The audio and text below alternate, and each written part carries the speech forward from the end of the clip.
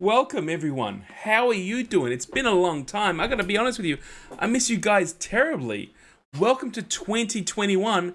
This year is totally gonna be the year for everyone to explore laser cutting.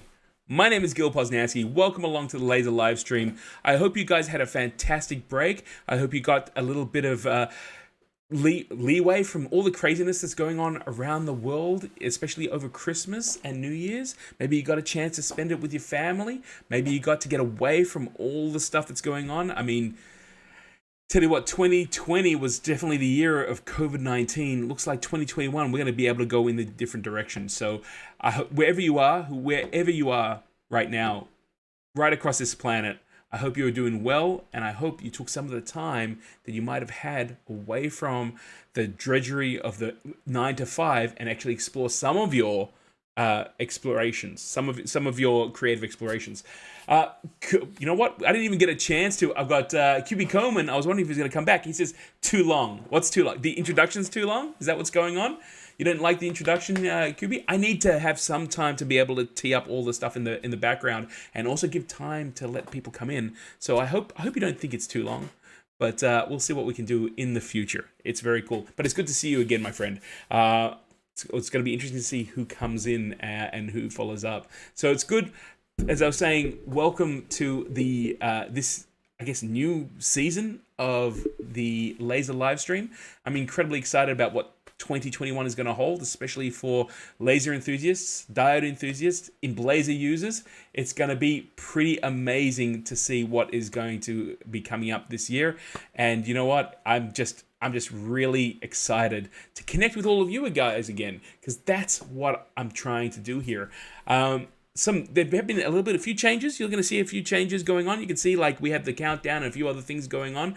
One of the big changes to the laser live stream right now is the fact that, I don't know how else to say it, but we've got some incredible support for what we were doing here.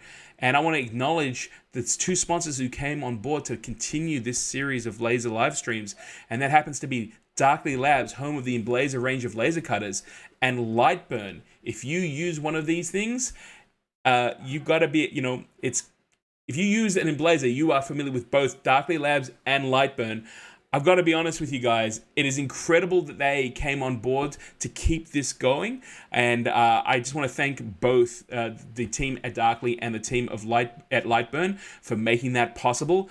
I'm actually going to use it to my advantage. So what I'm going to do is I'm going to see if I can get not only Dom from Darkly Labs to come on to into the live streams a little bit more, but let's go and see if we can get the head of Lightburn. Let's get Oz in here for an interview. Let's see if we can pick his brain and see how he goes about developing probably what is the best software when it comes to laser cutting. I cannot fault it. It's so good to see people, especially maker spaces that I'm familiar with, utilizing Lightburn, it's great because I can set up my jobs at home, go in and use different machines, different size machines, and I'm seeing lots of people going and a lot of people who aren't coming from it from an industrial side, working with Lightburn in a very natural way. And I'm not saying that because they're actually supporting the stream. I've been saying that from day one. I love Lightburn. I love the fact that it runs the Emblaser, and it's just incredible. So guys, again, if you got a moment, if you haven't been there, go down, click the link to darklylabs.com or lightburnsoftware.com. Check it out. You might never have checked out their websites. Go down there. Oh, sorry, I hit the wrong one. We can go to the chat anyway. Go down there, and you know what? If you get the chance, tell them you went down there because Gil and the oh, see, I'm so crazy about a lot of stuff setting up today. You're going to see a lot of surprises today. But what I was going to say is, tell them you came because of the live stream. That gives them feedback that where they're actually investing to get the word out is actually going somewhere. So that's pretty amazing. Now, last year I started this stream simply so that I could reach out to other people, other makers who were kind of, not able to go and socialize due to the lockdown. And I kind of jumped in with both feet. I didn't know exactly where this was going to take me at all. And what I realized was there's an incredible community of people out there. Makers, laser enthusiasts, I'm going to say the word newbie, like people who are jumping in, buying equipment, and just exploring it for what it's worth. And what I realized that I didn't do was set the intentions of what I want this live stream to be. It's not just about a live stream. It's not about me sitting in front of a camera and just showing you what I think is really cool stuff. But I actually want to build a community. So I'm going to do this at the start of every stream. I'm going to share with you my intentions for the stream so that you know what it is that I'm invested in creating and bringing to you guys. So let's do that. First of all, the live streaming intentions. The very first thing that I want to do is build a creative, interactive community here. Or a laser community, whatever you want to call it. I love it when you guys talk to me, especially in the chat rooms on the live streams. Don't feel that this is just a one-way street. I love it when you guys come in and share what you've been able to do. You've got questions and all the rest of it. Feel free. I love acknowledging you guys. And the community doesn't stop and start just here on the stream. We also have a Facebook page, which I'm going to show you how to get to. Love it if you guys get active. That is going to be every community lives and dies by the activity of the people who create that community. So that's the very first intention that I want to put out there. The second one is that I want to support laser users. I think lasers are so cool. I mean, from the very first time I saw a laser cutter, I thought, oh my gosh, I can use this. I don't have to cut things out with a Stanley knife. I can go and cut different materials without specialized equipment. I mean, this is pretty awesome. And there's a lot of new people coming on board. So I want to support all the laser users, from the experts who can then share their knowledge with us, to the person who just bought a machine for the very first time and is trying to work out a problem. So that is a very important intention of what these streams are going to bring to the community. And the third area is I want to share what I know. I mean, a lot of people say to me, you know what, Gil, you're an expert at this. I don't think that I'm an expert at all. But what I am is really enthusiastic. And when I learn something, I want to share it with people. Just because I know how to do something doesn't mean that you shouldn't be able to know it's how to do it as well. That's what it's all about. And that's a real maker mentality. So really what I want to do is I want to share what I know. And one of the ways that I can do that is through the live stream and the Facebook group and interact with all of you. And the last area that I want to share with you, my last intention with the stream, is that I want to learn from everyone. This is a two-way street. This is about sharing what it is that we create, not just with the lasers, not just the final product, but that pathway. I have learned so much from people interacting with me, not just on the live streams and Facebook group, but also on the YouTube videos. I made a video where I was selecting things and someone said, why didn't you do it this way? And you could have got the same results in 2 moves instead of 5. And I was like, you know what? Never thought of it. Thank you so much. I'm going to go and change my work path. I'm going to go and change that and use that in other videos. So there are my 4 main intentions of this stream: to build a creative, interactive laser community, support laser users, share what I know with everyone else, and also learn from everyone else. It really, truly is a two-way street. And that's where we're going to go with the laser live streams from now on. And I think, you know what, we were doing it before. We just didn't, you know what, someone said to me, if you want to get somewhere, you have to let people know which direction you're traveling in. So I hope you guys understand that and appreciate that. The other thing that I want to let you know, because we're talking all about, you know, being interactive. Well, you can be interactive right here on the stream, but there's other ways you can get in contact with me as well. And that is, we've now got an email address, which is laser.livestream@gmail.com. You can contact me if you've got questions. You can contact me if you want to show off something that you've created and you want it to be highlighted on the show. You can get in contact with me if you've got an idea, or if you want something covered in the live streams. And we've also got the Facebook group, which is facebook.com/groups/laser-livestream. And ironically, just before we went live, we got the 100th user come in and join the group on Facebook. So in a lot of ways, we end up getting a celebration on so many different ways. I'm going to put that information up again, and it'll also be down in the information in the description below. But guys, I really welcome you to share your triumphs. And even your losses, even when something doesn't work, it's by sharing that information that we're able to not only become better laser users and maybe even safer laser users, but we'll also be able to shoot our arrow further as we have a stronger bow. So that is my intentions here on the live stream, and you'll see it. You'll see what's going on. Now I see a whole lot of really cool people coming back into the chat room. I want to acknowledge all of you guys. So if you're in there, say a quick hello and where you're from. Let's go to the chat, and we've got the chat right here as well. And I see Kubi Coleman, too long. You're right, it is too long. I think Jen was saying that it's too long to catch up. I agree, Kubi. I'm so glad to see you back in here. It's awesome. I see Mike as well, which is fantastic. To see. Hi, Mike. Jen as well. You know, look, you know what's so cool about this stream? We got a husband and wife team using the laser and coming in and just chilling out with all of us, which is fantastic. Thank you, Jen and Jose. Jose is coming in from Mexico. Thank you so much for joining us, Jose. QB Coleman is saying great news. Well done. I'm thinking you're talking about the sponsorship. I'm telling you, it is an amazing thing. It was never my intention to do it. Really, it's more to do with the practicality of doing this live stream. As the shutdowns in Melbourne, Australia became longer and longer, we were shut down for 6 months and then we were shut down a little bit later. It became one where I was going to go pack boxes to pay the rent. Now, I'm not going to be able to cover all of it with what I'm doing here, but I do appreciate not just the financial support coming from both companies, but the fact that they believe in what we're doing. So for me, it is pretty amazing. Thank you so much for also seeing what's going on. Kubi's also saying Lightburn is the best. Absolutely. I've used a number of different pieces of software to run lasers, and a lot of them come from like a drafting or a kind of like a CNC background. So you're doing math to work out curves and to work out how to move things out there. And Lightburn doesn't do any of that. It does it very intuitively. It's almost as if you can draw it on the screen, the laser can cut it out for you, and that is pretty amazing. Mike's also saying Lightburn and Darkly Labs are great. I think I wouldn't be here talking about them. Let me tell you, my day job, which I haven't been able to do, is working with the education department, bringing in technology so the kids can create STEM and all the rest of it. And I've had a few people come up to me and they're like, hey man, we'd like you to do this. And can you talk about that? And I'm like, I look at it and I'm like, no, sorry, man. I'm not going to just say it.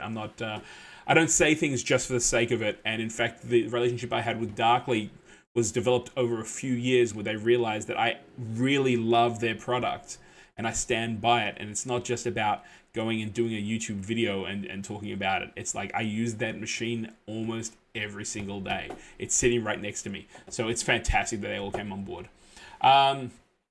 Adrian. Hey, Adrian. Good to see you. Just came in through the door and everyone's saying hello to Adrian too, which is great.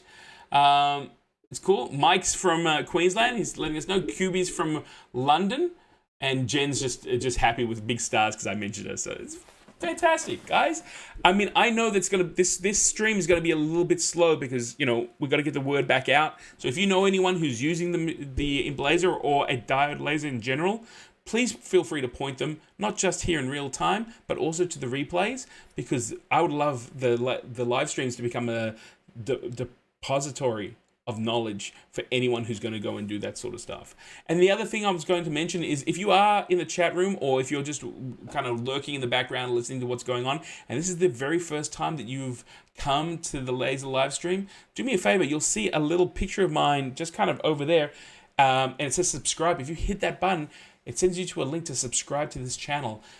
This stream and all the videos that I make only survive by people supporting the stream. One of the ways you can do that is you can actually hit that subscribe button. That helps me get the word out further on YouTube. And let me tell you, I'm up against people who have professional cameramen and editors and all stuntmen and all the rest of it. There's no way I'm going to be able to even come close to Mr. Beast and all those other guys on YouTube. But that's okay. I don't want to.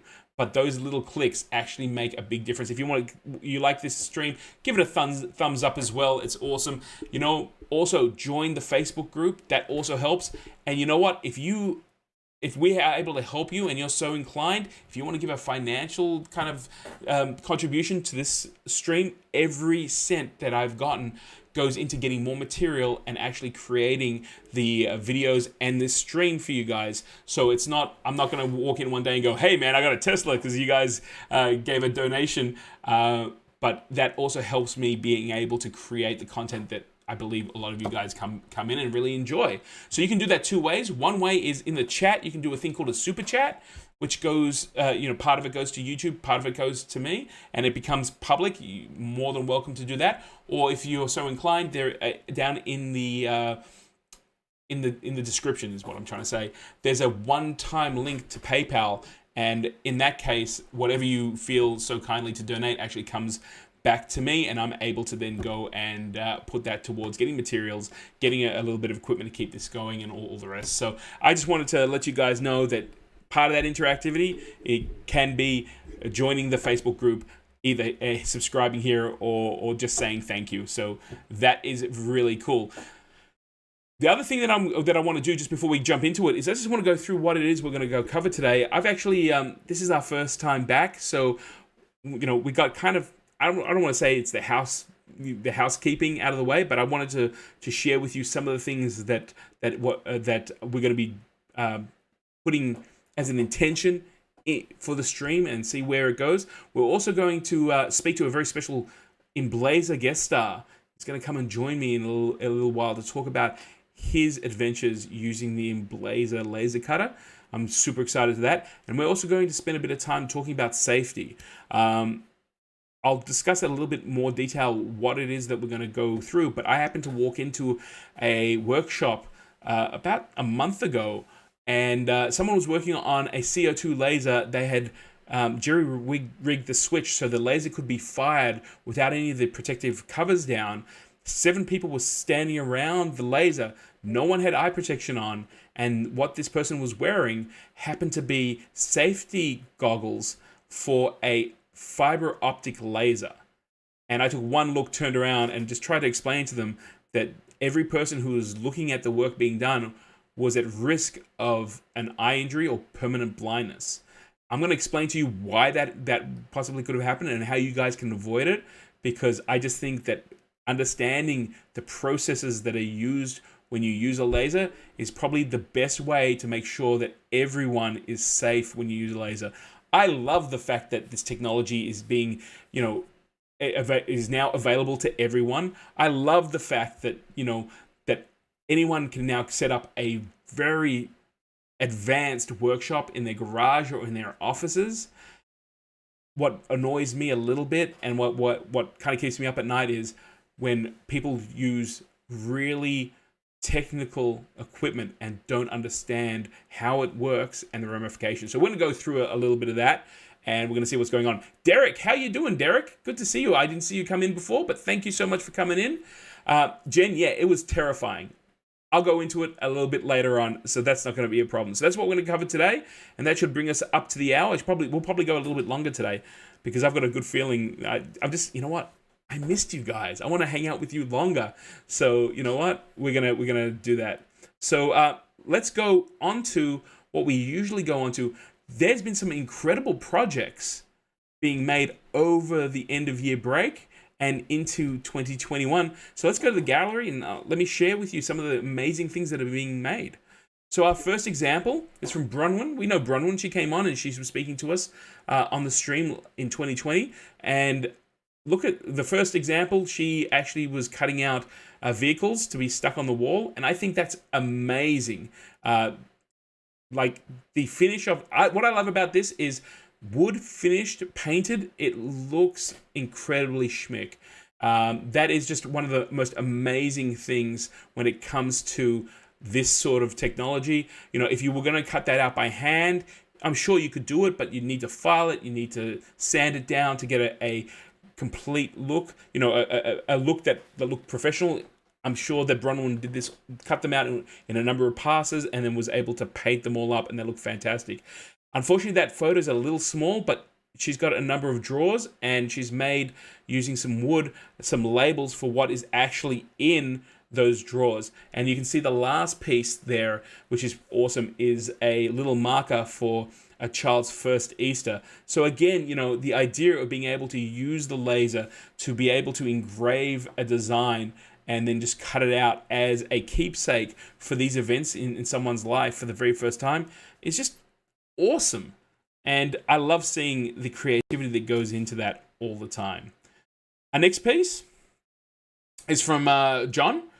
And John actually made his first set of coasters using tiles. This is something that I've seen a lot of people doing around the internet. It's something that I've done quite a bit of myself. He's gone and he's actually used, I think they're tiles, and he's painted some black tiles white and then used the laser to remove it. So you can see that's the Yamaha logo.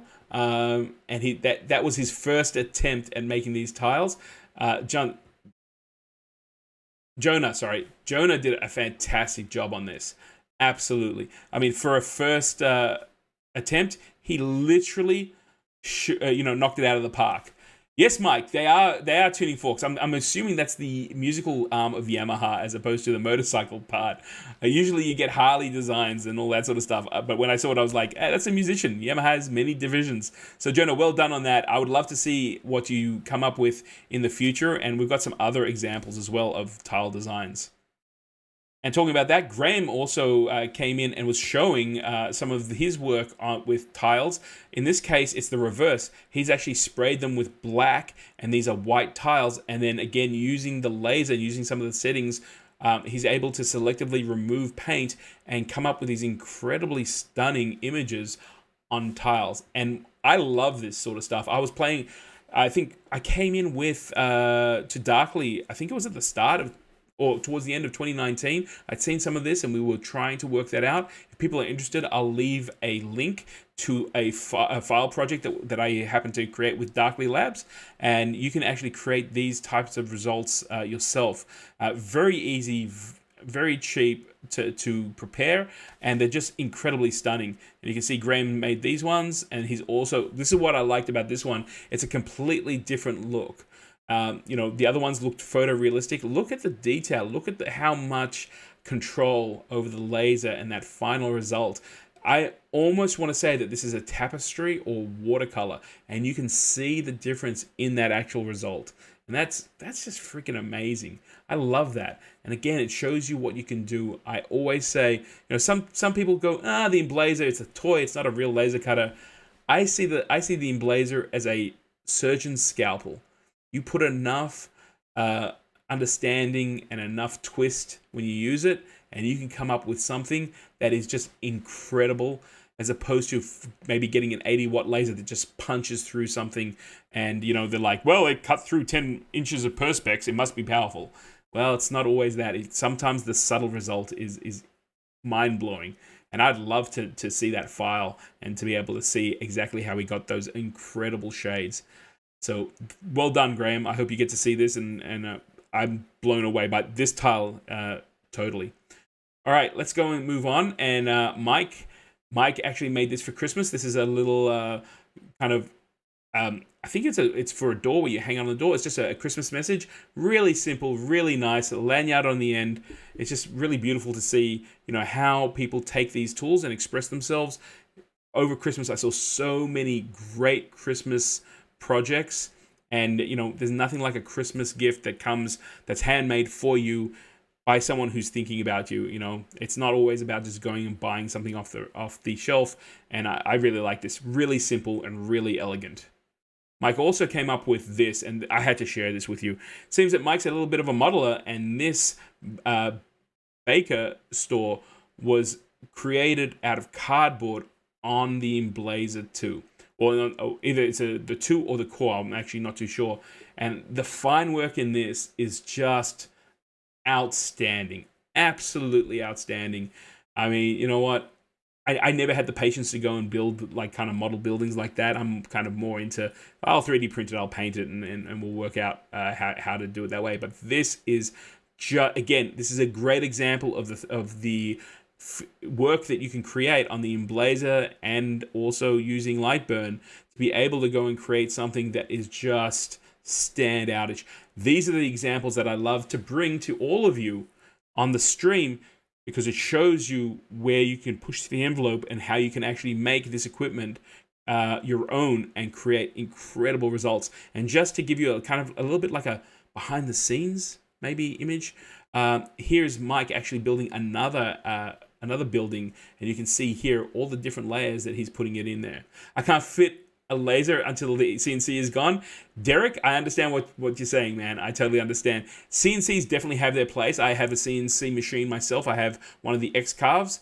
There are some things I can do on the X-Carve that I can't do on the laser, and there's some things I can do on the laser that I can't do on the X-Carve. So it's kind of good to have both, but I totally understand what you're saying there. And you can see here Mike's house. You can actually see all the different elements that are coming in that he's created. And you know what? It's amazing. I see Jen's already telling Mike that he's got to go build Ellie a dollhouse.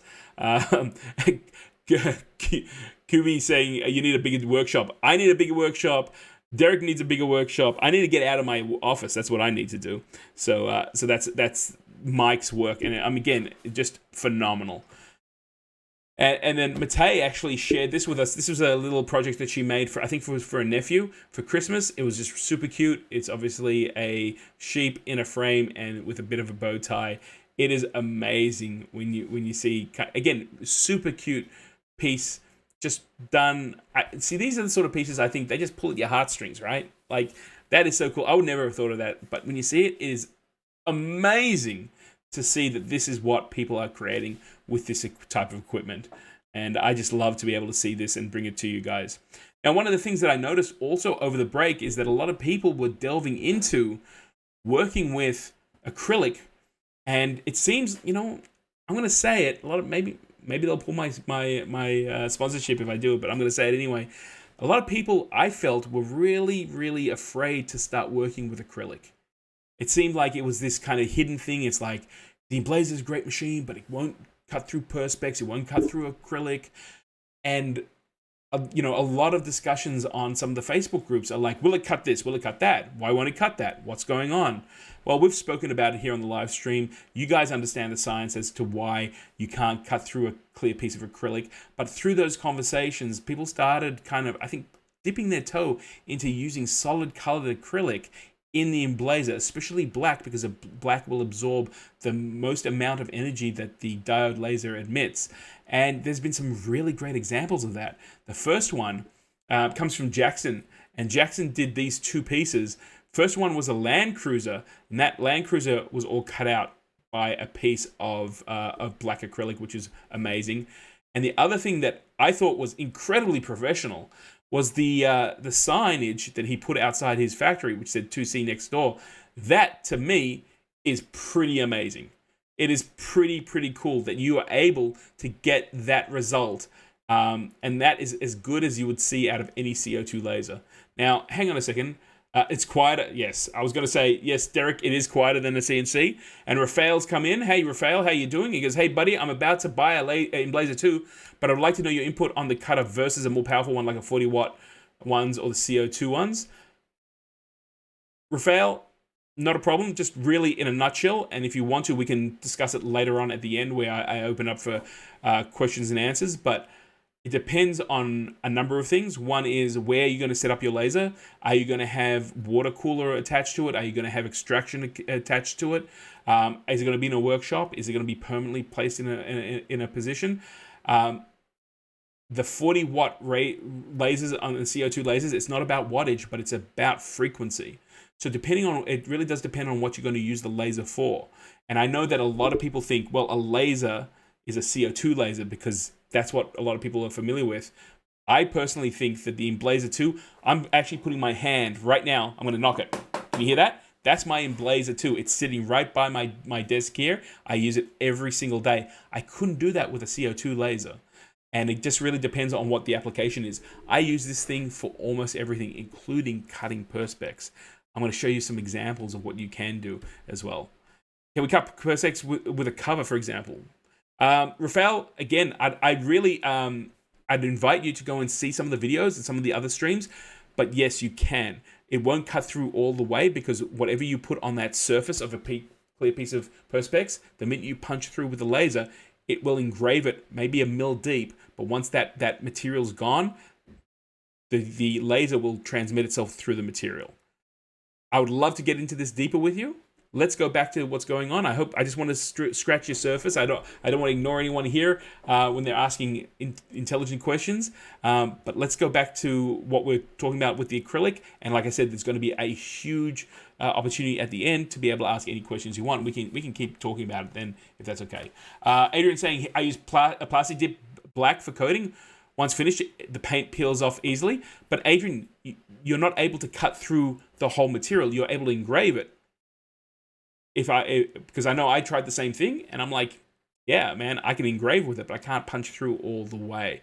So I just want to be clear on that. I don't want people to think that you could go and spray plastic dip on it and then cut through it, and then cut through, let's say, a 3 mil piece of clear perspex or more, because that's just not going to happen. The physics behind the wavelength of a diode laser is not going to be able to do that.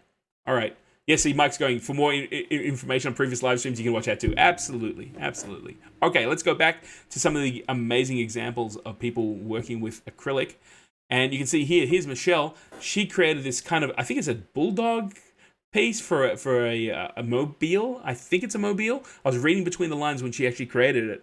And again, you can see black perspex. In this case, she's actually not only cut out the whole piece, but she's cut out a whole bunch of different areas and then actually engrave those areas as well. So you can see that you can cut on an Emblaser quite easily as long as you're using the right materials and you've got the right settings. And I think this that Michelle's piece there is incredibly creative and very, very cute. So there you go. Now this blew me right out of my seat. I had to show you guys this. This is Adrian. Adrian's a brand new Emblaser user. He created I guess it's like the gate, not the gate, the banister of a I don't even know how to explain this. What can I say with that? That's kind of crazy, but it's the railing for the front of a house that he's 3D printed. Now that happens to be 0.8 mil black perspex cut on an incredibly small scale. You can see it in his hand, and then it fits into this 3D printed model of a house.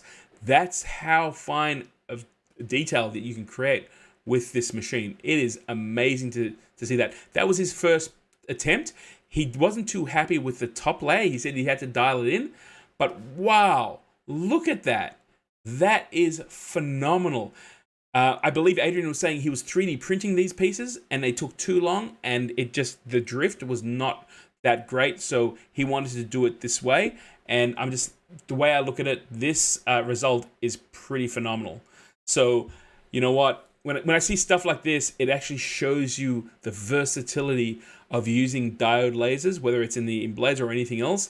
And with enough understanding and the right settings tuned in, you can pretty much do anything that you want to do. And I can't wait to see what else Adrian creates. I believe his workflow was that he actually drew all the design in Procreate on a iPad and then brought that image into Lightburn and then was able to cut that out on the Emblaser. So look at that. I mean, I want one. That's what I want. I wonder if Adrian would sell me one of these final models. I think it just shows you what you can do by mixing up not only media but also skills. Yep, you could 3D print it, but you could laser it in so much better definition than what was going on. So there we go. We've got Adrian, and then we have Mike. Mike's also been playing with some perspex, and you can see some of his examples here. He made a little hook for his glasses. I'm not sure where they clip onto. I thought originally it might have been the Emblaser, and then I realized it wasn't. And then also you can see a photo of Mike with his new daughter in hearts that he's been able to cut out, and using not just black but also red material. And I just, you know what, this is the sort of stuff that you love to see. It's really inspiring to see what can actually be done. Double-sided tape to the toolbox lid. Wow. Okay. Well, you know what? Why am I going through the chat room when we can actually talk to Mike in real life? Mike's actually been kind enough to come in, so let's go and see. There's Mike. He's an Emblaser core user. We spoke to him last time as well. Mike, how you doing, my friend? I'm good. Hey, Gil. Hey. How's everyone going? Good. I'm doing really well, man. I'm glad. Thank you, first of all. Thank you for joining us here and talking about your experiences about where you've gone. You came on last year to go and talk about, you had just bought an Emblaser core, and your idea was to use it with your RC modeling and creating a whole bunch of stuff. Yeah. Tell me a little bit about your journey. I mean, you've been really active on the Facebook groups. You've been exploring a whole lot of materials. What's that journey been like for you? It's been great. I mean, in some ways, there's almost too many things to try. Everyone's putting so many good projects up. They're like, oh, I want to try that one. I want to try that one. So I've been saving up cardboard boxes and all sorts of things for different materials. And as sort of mentioned before, Jen often comes up with lots of stuff and designs things, and go make this. So off I go. Well, look, you know what? One of the exciting things that happened to me over the break was that when Christmas was coming up, my partner, she came up to me and she's like, hey, I want to make one of those kind of, every day you get a gift kind of pocket things. I don't know, what are they called? Where you open up every day before Christmas and you get like a little candy. Yeah, I don't even know what they're called, man. I hope she's not watching this. She's going to be like, I told you what that was. And I'm like, it's completely slipped my mind. And I was like, oh, okay. And she's like, I want to sew it together. Do you think that we can put pieces of material into the laser and burn the numbers in? And I was like, we probably could. Advent calendar. I'm being told off. Someone happens. Oops. But yes, an advent calendar. That's exactly what it is. Oh, I'm going to be in trouble now. But the question was, can we go in there and actually use the Emblaser to kind of darken and put the numbers in? And in the end, what we ended up doing was using some of the PVC-free plastic sheeting that you can now get for the laser and cutting the numbers out that way and applying it. So you know what? I mean, it's amazing when you're talking about Jen coming up with ideas. When you introduce this sort of technology into your home, people start seeing lots and lots of different ways of being able to utilize it. Yeah, we've got like Jen's got lots of ideas for the baby, for signs on the door, to awesome, all sorts of little things, and it's great for making personalized gifts. Absolutely. So last time we spoke to you, you hadn't started working with acrylic, I think you were just working on just wood, birch ply, if I remember correctly. What did you do? What did you work with after that? What was the journey like? What did you go to? What was the next material? Tell me everything. I want to know. Where to start? I started playing, and I haven't done completely yet with the tiles. So many inspirational tiles that people have been making. So I've had a bit of a play with that. Need to get back to that some more. Sure. Got some ideas. I'd like to do some landscape tiles. So I've got some wide tiles. Yep. And then went down to a local plastic shop just to get some offcuts rather than spending some money on specifics from a supplier at this stage. I thought I'll just get some little offcuts that I can play with and just get an idea of what settings they are, and it's just sort of been working like that. Valentine's heart idea and just coming up with ideas and having a play. Like the little hooks I made, I probably got about another 10 sitting on the desk next to the laser as I was working out the curve settings and just learning different features as you go, sort of like so things fit properly. And then probably most recently, the contact film from Darkly Labs. Right. That's been great. And I had a play just with all the settings down the side from 100% down to 10%, just trying to find what cuts nicely, what cuts without the least sort of, I guess, burn loss from the laser. Sure. Which I can show you. Yeah, I'd love to see some examples. So I've got a drone, which you can very cool. see there, which I found a template online, just a PDF that someone had, and then just using the red and the yellow film, and cuts brilliantly on the laser. It's awesome. I mean, you'll definitely know which drone is yours when it's flying around red and yellow that way. I want a drone. Makes it easier to see. I just realized I want a drone just so I can cut out some color. But that looks amazing. A lot of my stuff is practical. I mean, I see a lot of people selling lots of things online, but even if you just think of it's a Nutrigrain piece of cardboard box, and it's actually, I used it for a spacing on a GPO template. I want to put a new like PowerPoint or box next to one, so sure, just cut out the same size and stick it on the existing one. It gives me even spacing, so I use the laser to make templates and everything, which is good. Yeah, I get in trouble for keeping all my garbage. Like, it's like you want cardboard boxes. I love to use cardboard as a prototype when I'm actually working out something before cutting it in, let's say, material, because you don't want to go and put material that costs a lot more. I'd rather take a piece of cardboard, cut it out. Especially if I'm doing inserts, I've been working on a project right now where I need to make an insert for a box out of foam. Well, it's a lot easier for me to cut it out in cardboard and see if it fits in than cut it out of the foam and then go, well, that didn't work. Let me go. I'm just ripping through material that way.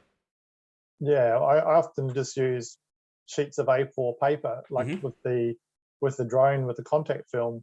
I use the sheets of paper just to see that the measurements were actually correct and they all seem to line up, so then move on to the actual material. So it's good to be able to just quickly do things like with cardboard or paper, where it's relatively quick to line it up, and then you can go from there. Absolutely. Now, one of the things I wanted to ask you is when we first spoke, you had literally just built the core and you started using it. Have you found that the more you've used the machine, the faster the process has been for you? So can you go from an idea to a final product a lot quicker than you did before? Yeah, definitely. I mean, I guess one I had was doing a chopping board for someone, and that was like, I think 3 days before Christmas, and it's like, I've got no time to have a play, no time to like even use some test wood, but just being able to practice with Lightburn. Been watching Lightburn videos, watching all the other like Emblaser videos, and even the chats just to get settings and things. Sure. So now understanding how the Lightburn software works with the laser is definitely a lot quicker to sort of go, I want to make this, do up a couple of test cuts, and then just work with your product from there. So definitely faster. I'm still learning things like for boxes and that side of things. Yep. But yeah, definitely quicker than before. One of the things that it's a little bit like anything. The more you do it, the more you understand the process, the faster it can be. It surprises me. I'm a little bit like, I love when you say, I want to go and do my research. I want to understand some of the settings. Sometimes I think that holds you back. When you are up against a deadline, it's amazing what you can pull off. Yeah, no, it's definitely. But it's great with the community, because you can go and just do searches for like wood and settings and see what other people have done, and it gives you a ballpark to go with, and that often helps a lot.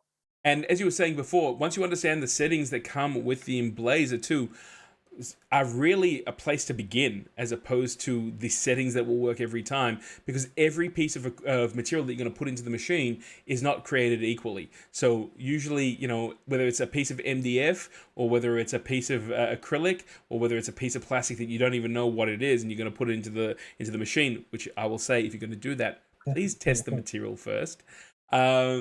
You know, you understand that this is you know, let's do a quick test, let's see what the result is, and then we can always fine tune it and get the result. So I mean, it's amazing. I know that when I use MDF that I might buy locally here in Bunnings in Australia, you know, I might get a piece and all the left side, 3/4 of the left side, perfect, but that last quarter might have a little bit more pulp that was compressed into it, or more fibers.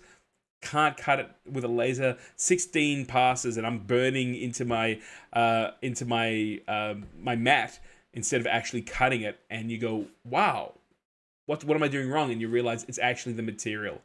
So, you know, it's a pretty amazing thing. And I want to say thank you to my good friend Aaron, who just happened to throw me a huge big super chat. Thank you so much, Aaron, my friend. I hope you're doing well. Thank you so much for just being here, and I do appreciate that sort of support.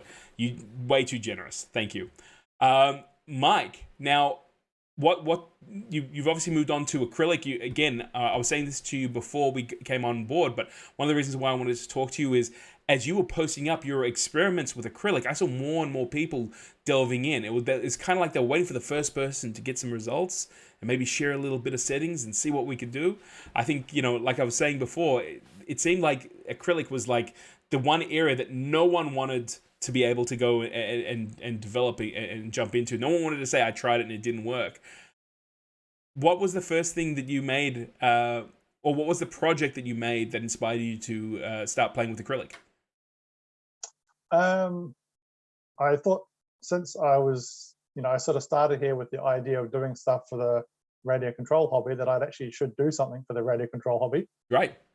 So I made a frame, which is one of the old pictures from last year, for a tricopter. And I started off, as I said, with just a piece of test acrylic. And pretty much just even use Lightburn. I just drew a square, drew a circle, drew a wavy line, and just had them each at different settings, so I could try and figure out, you know, what setting is going to cut through cleanly. And I got somewhere it would cut through 99%, but you just punching the acrylic out with your hand, you kind of just roughs the edges up. So it's okay, well, I need either slow it down a fraction, or I just need one more pass to do a clean cut. Right. Once I got my core, I had to retension the belts on it, and I could do nice about 2 mil circles for where the screw holes go in. So that was building a frame for that. That was out of black, and made legs for the same model as well. Now, I'm just curious, since we're talking about it and we don't get a chance to talk face to face like this, so I would love to open it up a little bit more. So when you first started, you're saying it was going through 99% of it. Was it, your best guess, was it not cutting through all the way, or was it being heated up enough that it was actually kind of fusing together still? I think it wasn't cutting quite through all the way. I'd often hold the sheet up to the light to try and see through, or I'd get a fine, I think it's a one of the metal gauges where it's got thin pieces of metal, and just try and push it through to see how far it would cut through. And then it's just a matter of trying to play with it a little bit, slow it down a little bit, or increase a couple of passes. Of course. And then sort of see what works from there. Well, you just answered my next question, which was, did you slow it down so there was more power? Now, that's why I asked whether or not it was actually kind of melting together, because in that case, slowing it down will actually create a worse problem. And in that case, what you want to do is do lower energy but more passes, which is a little bit more time, but you get a cleaner cut. So it sounds like that you use the second method, but it wasn't for the reason I just mentioned. Yeah, I actually, on the forums, been reading some of the people saying that using slightly less power and a few more passes to give you a cleaner cut rather than kind of a melted edge. Absolutely. So I'm keen to have a play with some stuff and sort of see. I think it's gone through pretty well. I can see a little bit of the cut lines, but it's fine for me. and I'm more planning. practice. I'm planning to on a future stream. I want to dedicate it to fine tuning the settings you need for perfect cuts. So I'm going to talk all about kind of power, speed, and passes, and why those three combinations you can always get the cleanest cut. But you are giving up certain things. It's a little bit like 3D printing. You can print something really fast if you spit a lot of material out. But if you want that really fine, sharp look, well, you're going to be adding a lot more time as they make more layers with less material. So in a way, it's the same mathematical parabola with lasers, except, if the design is you're just cutting something out, well, 3 passes might take 2 minutes instead of 30 seconds. Yeah, and I see people talking on the forums and the like the Facebook group that more passes gives you a finer detail, or I guess it makes sense if you're using less power, you're not melting the Right. peripherals as much, so you're just getting that finer cut. So trying to find that right balance of getting it to cut nicely and go from there. More power in wood will give you that burnt edge that everyone complains about. How do I protect it for it's not kind of sooty on the backside as such?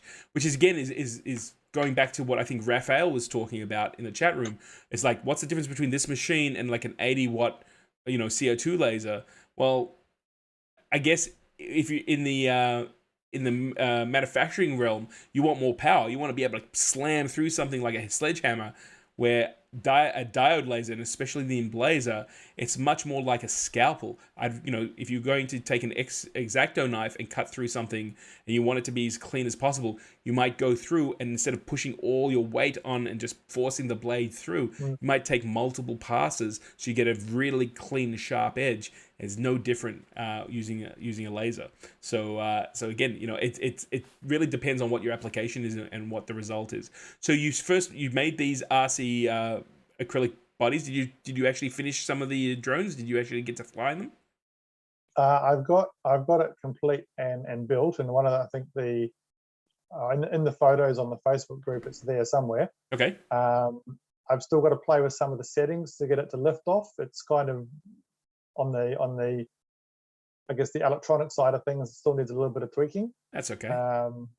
But as for complete product, it's complete. It stands nice off the ground, and we'll have to see how it holds up. Awesome. So I know that you've been playing with different materials. You've definitely played with acrylic. You've shared a lot of the results. We just saw Jen's Valentine's gift. I didn't know it was her Valentine's gift, but it makes total sense. You must have won big points on that one. So you've used acrylic, you've used wood, you've now used the film, the kind of sticker film. What's your favorite material? And cardboard. What's your favorite material to use in the Emblaser right now? The film looks really cool, actually. The contact film, even just looking at, once you've cut the design out, you just let it see it there laid out nicely on the contact film, ready to be peeled off. So it looks nice just sitting there. I always love going back to cutting paper, especially if I'm showing someone the laser, because it's quick. Yeah. But cutting out paper is great. It's just nice. Even etching a bit of wood. I was showing Dad the other day, and just this tiny little piece there, which is just engraved just on a piece of like 2mm ply. Sure. Relatively quick, but yeah, cut the same thing out of paper just to show Dad. So paper's good for showing people and quick stuff, but the contact film I'm liking, and got some ideas to make things for signs or mugs or all sorts of things. I have a full. You know what? I'm tempting to run back and show you guys. Give me 1 second. I'll just grab it.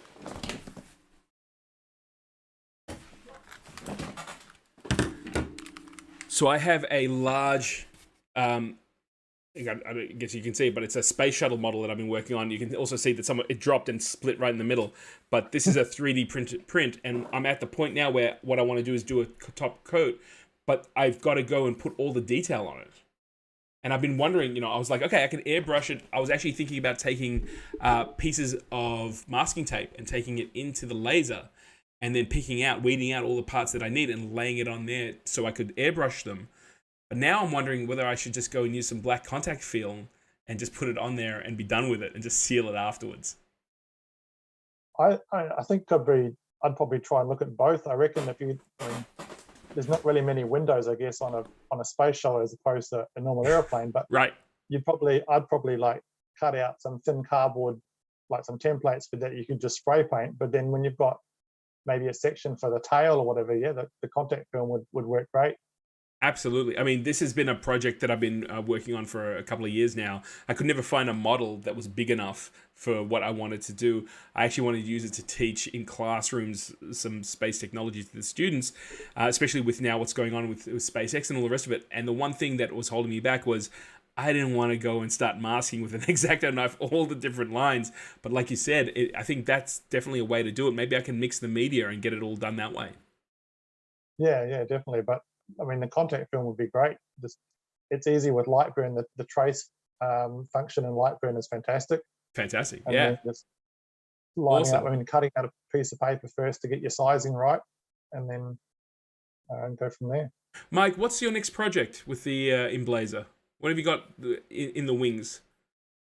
Apart from a dollhouse, I just heard you're going to have to make a dollhouse. Yes. I see that, like the previous examples, the Baker House, and they're great things. So I think I've got something lined up for my next week off. But just something simple at the moment with the contact film.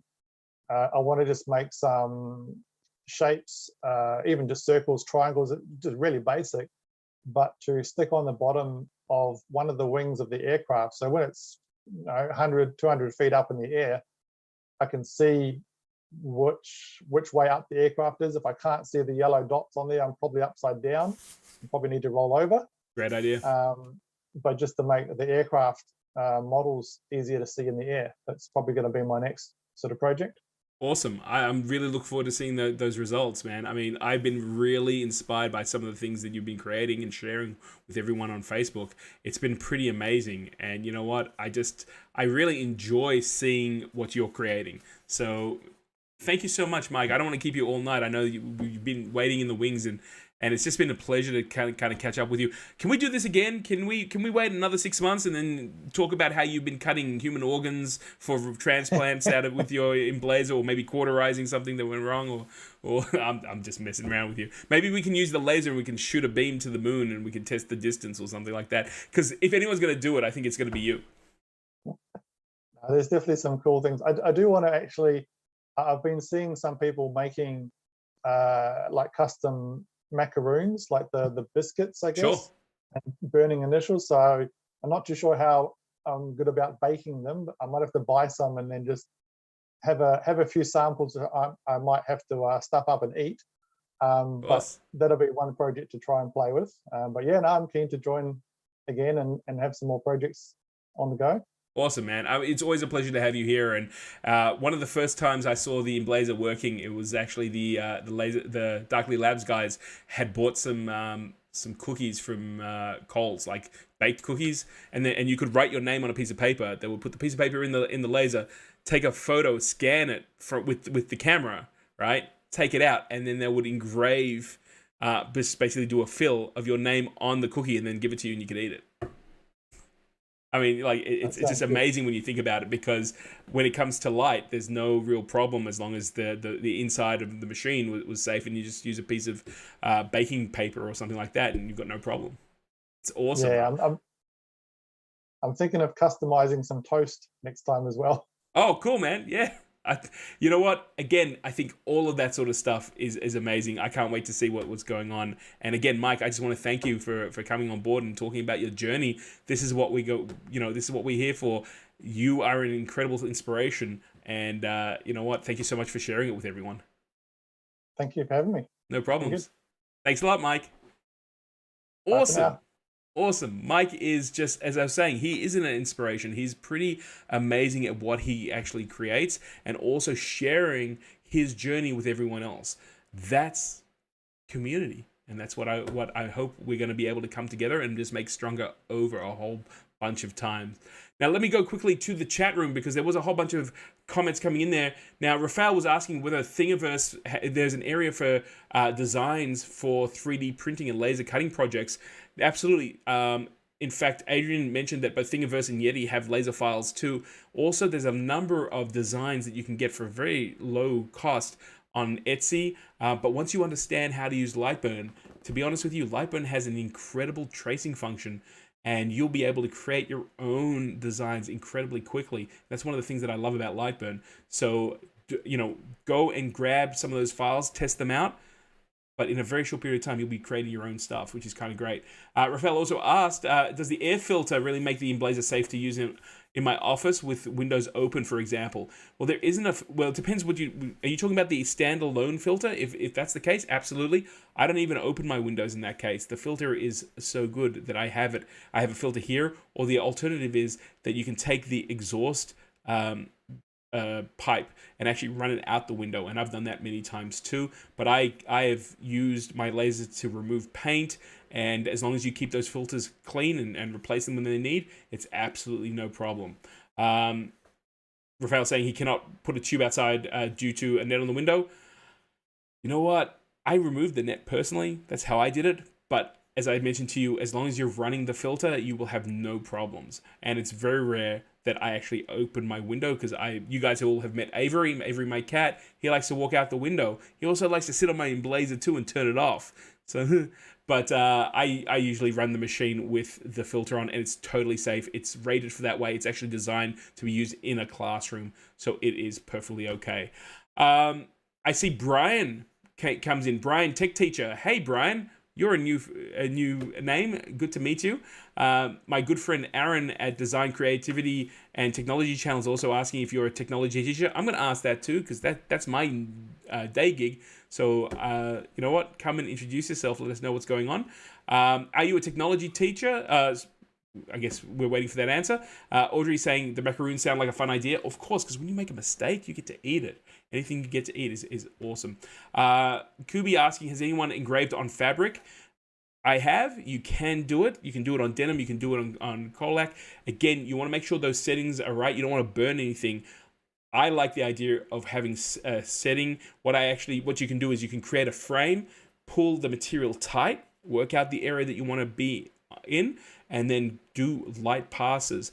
Also, it's also good to have a piece of material to test, because the last thing you want to do is you don't want to start a fire in your machine. Gala, Simone comes in as well. Hey Gala, how you doing? It's good to see some new faces in here. It's the first stream for 2021. We're getting new people in. Welcome. Love that you've joined us. Adrian saying, I want to engrave leather. Now, leather you can engrave. Pleather is actually made out of PVC, and we all know what PVC does. It'll eat your machine, it'll kill you. You do not want to start making chlorine gas. So just make sure that the leather is leather. Also understand that when you cut leather, it smells like you're cooking a steak. It's quite odorous. So just be aware of that too. Mike's saying he hasn't done leather, but it can be done. You just have to have the right leather so it's not too caustic. There you go. Has to be laser safe leather. That's correct. You also want to make sure that what they've added to the leather is not PVC. It's not going to cause problems. So cool. We're up to date on the chat, man. It's good to see. Good to have these conversations. This is exactly what it's all about. Now, guys, we're going to go and discuss what the focus of this laser stream is going to be, and that is safety. And we're going to look at laser safety. Take a look at this gentleman on the right-hand side of your screen. This was an image that was posted up on Facebook, not in my group, but in another group. And it says there, when the little blue laser reflects off a glass table, it hurts. Lessons learned, wear goggles when it turns on. If you can take a look, you can see where the laser light has actually kind of scorched his eyelids. I have no doubt that this person came very close to losing his eyesight.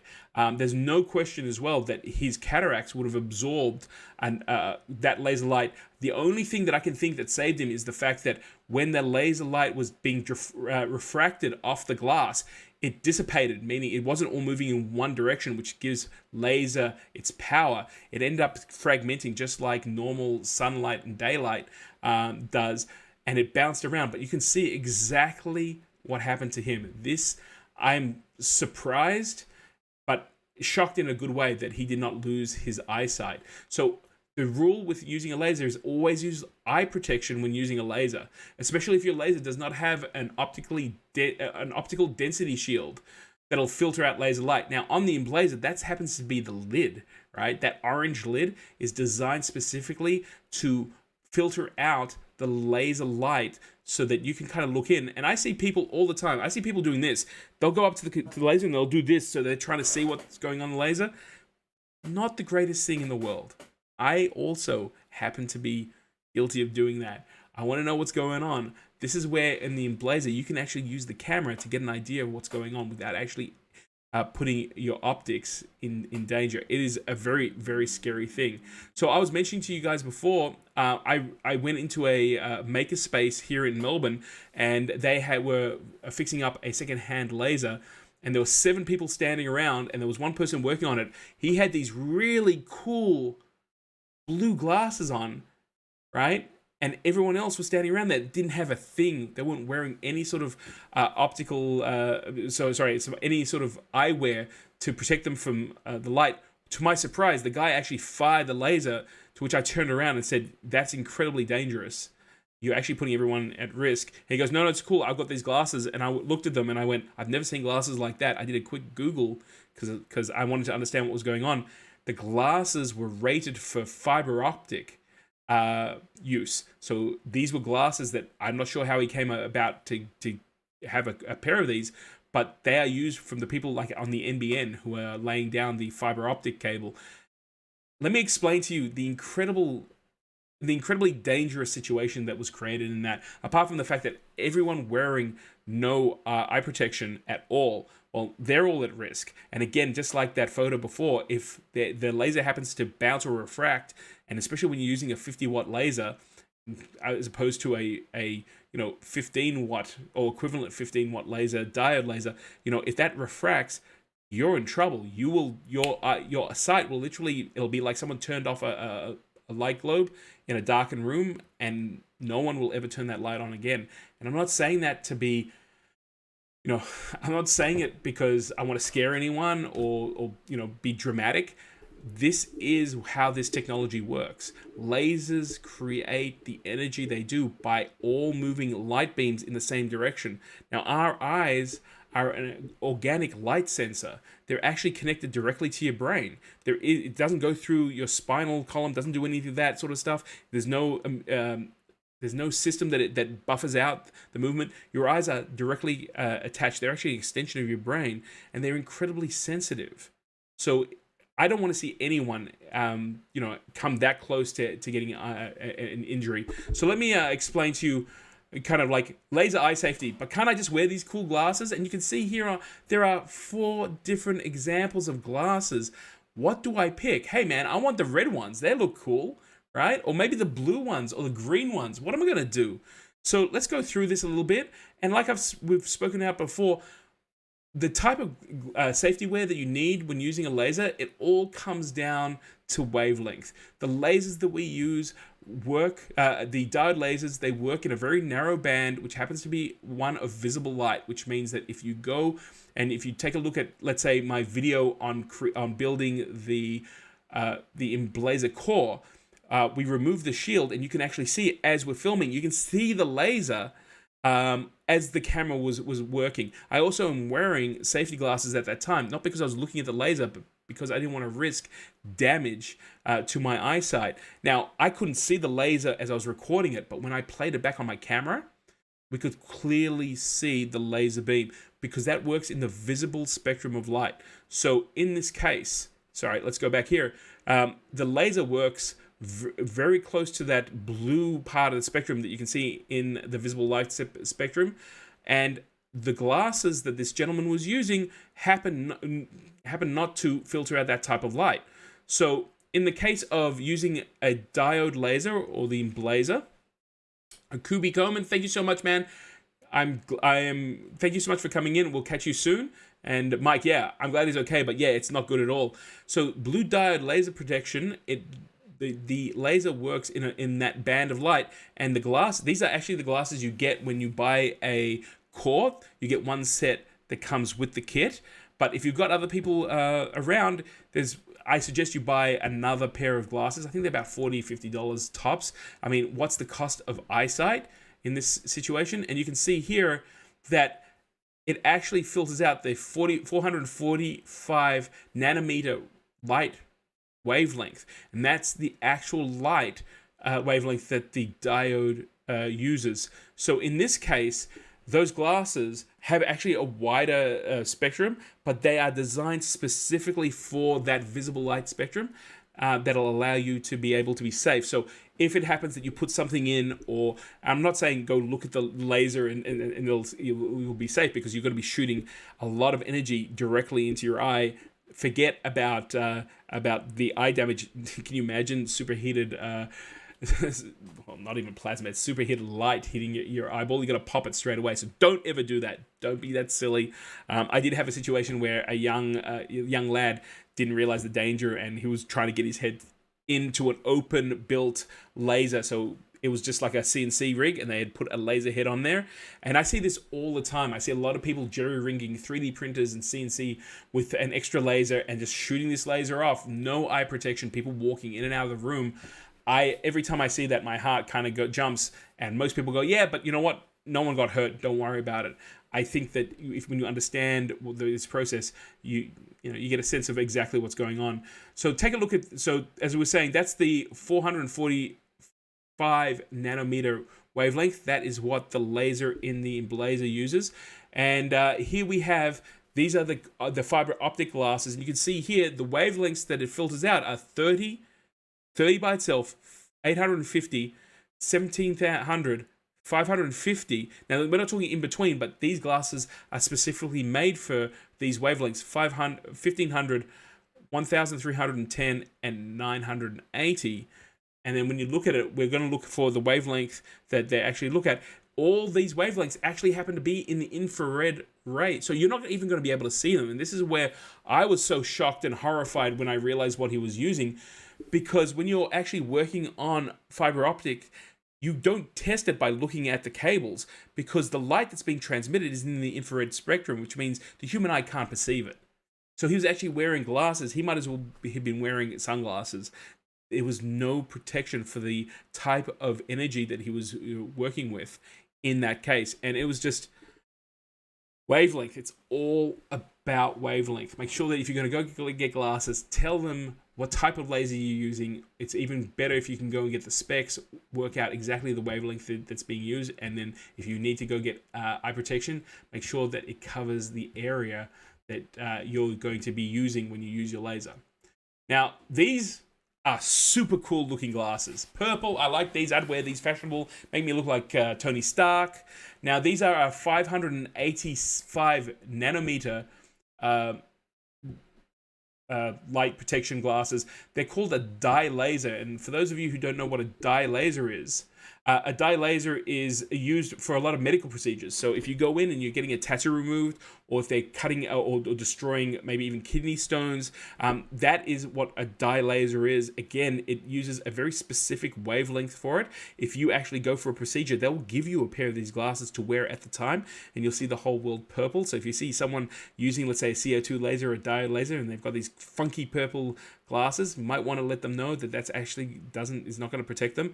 And you can see here that unlike, while it's still in the visible light spectrum, you can see the shift. We're right across. We're away from the blue. We've gone into the green and into the yellow, and that's the 585 nanometer light spectrum. So anything that's going to create kind of blue light, which is right across, we're not going to have any sort of protection with those glasses. Of course, they're better than nothing.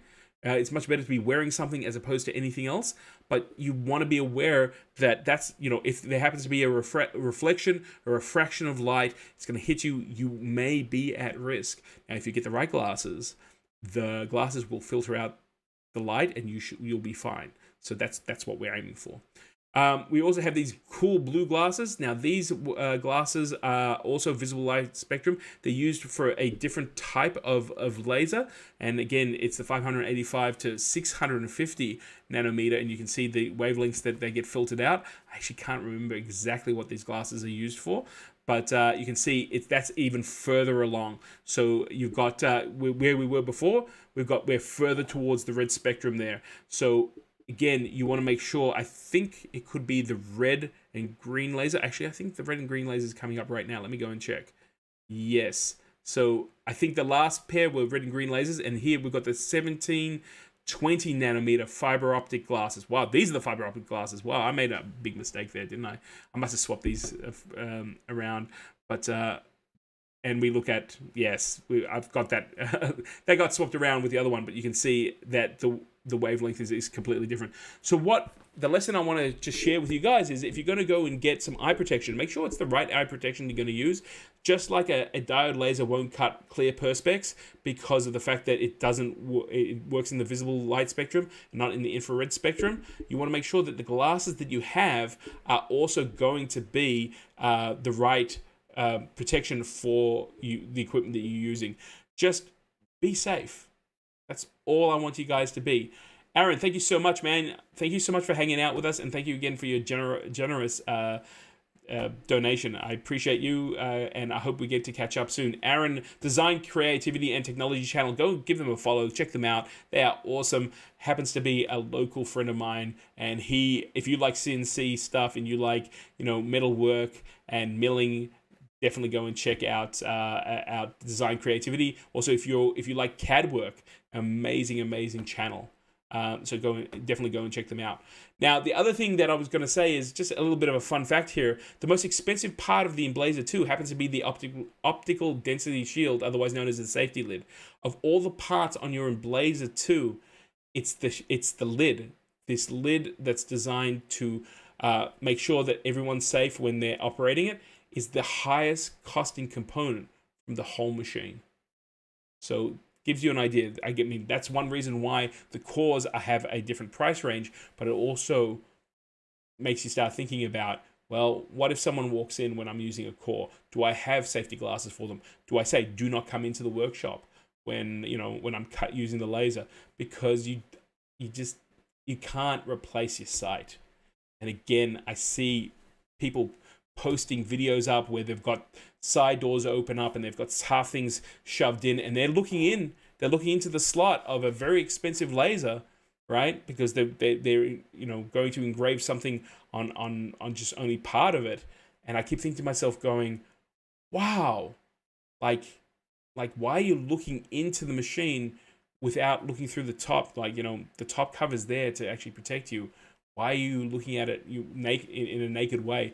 You're actually causing yourself a huge risk, and it's going to happen someday soon. I know some people who have definitely had eye damage, and in fact, on Facebook, we were talking about the fact that there was one case where the Chinese government used a laser on a helicopter that was doing reconnaissance, and both the pilot and the officer who was taking photos to this day have scorching pain that cannot be resolved, cannot be relieved, except for when they sit in a dark room and there's no light. So again, you know what?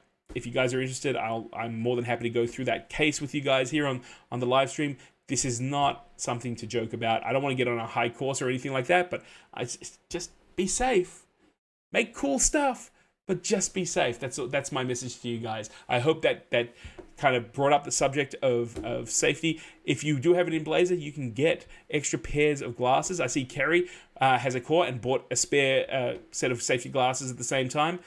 Those glasses are specced out. I've got a pair here, even though I've got an Emblaser too. I still have a pair of safety glasses, and when my nephew comes in, and or if I'm using it and maybe I'm doing some video stuff and I don't want to shoot through it, so sometimes I'll put those glasses on and leave my camera inside and do a few tricks, a few sneaky tricks. We won't talk about that, but yeah, it's definitely something that just be aware of, especially if you're using a machine, whether it's a core or whether it's a laser unit that you've bought off someone else, and you've attached it to a gantry that's moving around. If you're shooting a laser with no protection, just be very aware that not only you're putting yourself at risk, but anyone who comes into the vicinity. If you can see the machine, if I'm over on the other side of the room and I can look at the machine and I can see the machine, then that person's at risk.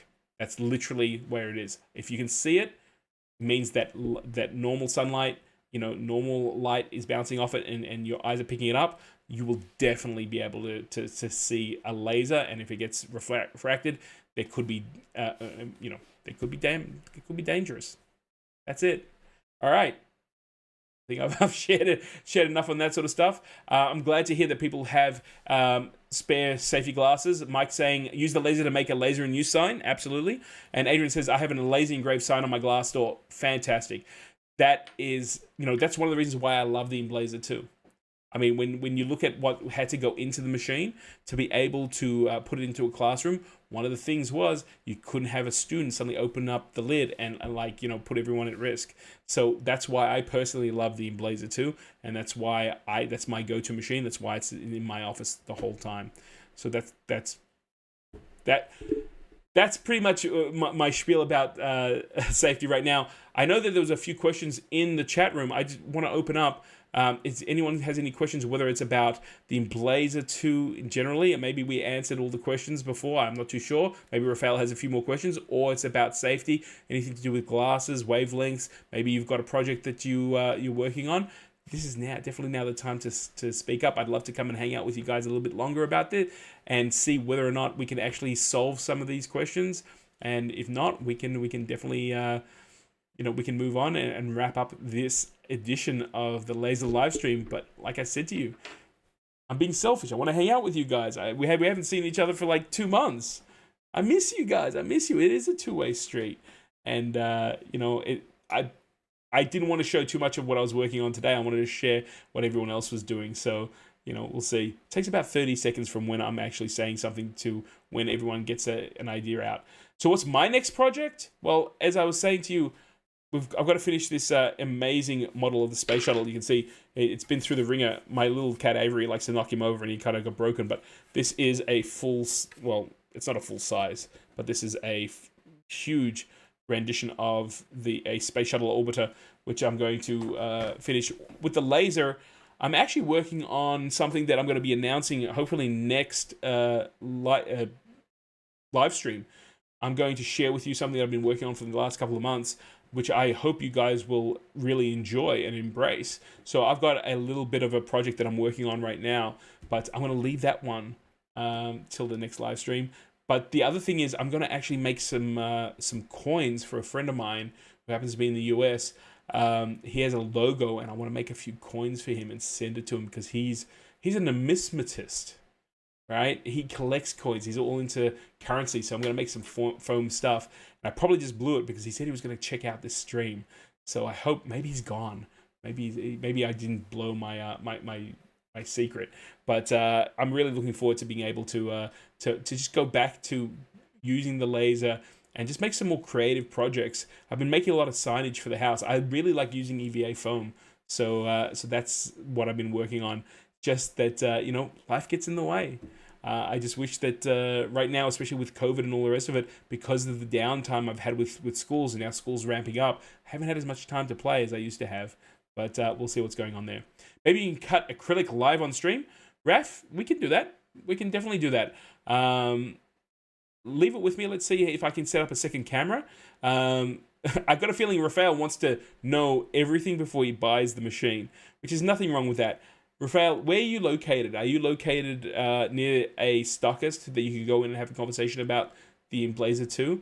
It might be also an opportunity if you come across to the Laser Livestream Facebook page. You may find someone in your area who has an Emblaser 2, and you might be able to get a chance to go down and visit and get some of those questions answered. When it comes to cutting things like that on live, we can definitely give it a shot, but it's going to be a pretty I think lame live stream if you're just watching a laser just slowly cut material over and over again. But maybe, you know what, maybe I do have a plan of cutting different material and walking them through as YouTube videos. So I have that on my list, and I will definitely add acrylic to that. So we'll see what goes on. Maybe Rafael will let us know where he's at, as in physically. You don't have to give me your address. Just tell me generally. Are you in Melbourne? Are you in New York? Are you in London? You're in New South Wales, Parramatta area? Well, there's lots of people up in New York. What am I saying? New South Wales. Yeah, definitely. It's a shame you're not a teacher, because I know that there's a machine in the New South Wales Education Department, which I'm sure if you were a teacher, you could go in and ask questions about. You know what? I'd say ask in the Facebook group. And talking about the Facebook group, let's. Where did I put that? Let me see if I can share with you again. This is the contact details. There's the Facebook group right there. I would totally suggest that you come in, become a member of the Facebook group, and yeah, definitely ask people in your area. See if anyone's got an Emblaser, and with whether or not you're able to come down and actually check out the laser, because I think that's probably that's a lot of your questions answered. I know before you want to invest in a machine, you want to kind of understand what's going on there. So definitely reach out. The community is incredibly helpful. And again, I did ask you before, Rafael, what is your end result? Are you just getting a laser to explore, or do you have projects that you have in mind that you want to make? So do you want to go and cut, let's say, leather wallets out, or I want to make perspex signs, or you know what, I want to make cardboard houses, or it gives me an idea of whether the Emblaser is the right tool for you. I mean, if it's not, then yeah, you might have to go out and get a CO2 laser. At the same time, it depends. Also, there's lots of different models out there. Lots of the Chinese lasers are nightmares as far as I'm concerned. I've seen a lot of people have to modify them to use Lightburn, and have to end up gutting all the electronics and putting other things to make sure they're reliable. So it is, you get what you pay for. In that case, actually, I have a good friend of mine. He bought a K9, K90, or the blue little machines. It ended up catching fire. So things for board games. Oh, absolutely, man. Oh, hold on a second. You weren't asking about dice by any chance, were you, Rafael? But if it's a hobby and side business, and if it's things for board games, I think you'd do well with the Emblaser. Actually, I really do. Because you'll be able to do that sort of stuff at home without having to set up a workshop. Engraved dice as well. Someone was asking about that in a number of groups. You would be able to engrave it, but you're not going to be able to cut through it. So there you go. I've made brackets for board game pieces from cardboard, etc. There's a whole aftermarket for that. I have a friend of mine who designs pieces, like cardboard pieces that goes into boxes, and then you put all the pieces in and it all organizes it. So yeah, there's definitely a market for that sort of stuff. And I thought it was really kind of cute that he designs them all up and he gives it to a friend who's got a laser, he cuts them all, and that's his side business. He's, you go up there, I think $17 or something for these cardboard parts, and then you put it all together and you drop it in, and now all your Armada pieces don't go missing. So it's kind of cool. I guess, Mike, you can do a side business doing that too. It's kind of awesome. Excellent. All right, guys. You know what? This one is a long one. Normally, we're just under an hour. We're coming up to an hour and a half. So it's been an absolute pleasure to be here. I do want to share with you guys as well. I got a number of emails. The last time we were here on the Laser live stream, I mentioned the possibilities of doing some virtual classes or some one-on-ones. A few people were asking me about it. In fact, I got a number of emails. Just want to let people know that if you're interested in doing a virtual class, or maybe if you're working on something and you want someone to kind of look over it and give you some advice, the sessions are now open. If you're interested, feel free to drop me a line at laser.livestream@gmail.com. I'm going to put that information also in the description below. And you know what? If I can help you out, absolutely. I think that would be an awesome thing. I love working with people. As I said, that's my kind of main gig. And right now I have time to be able to spread my net out a little bit wider. And I'd love to be able to work with you on whatever side of laser cutting, or whether it's just Lightburn or the Emblaser or setting things up in a proper way. I'm more than happy. So you know what? Just drop me a line, and I'm sure we can work something out. The other thing that I'm going to just say one last time is I really want to thank both Darkly Labs and Lightburn for sponsoring this stream.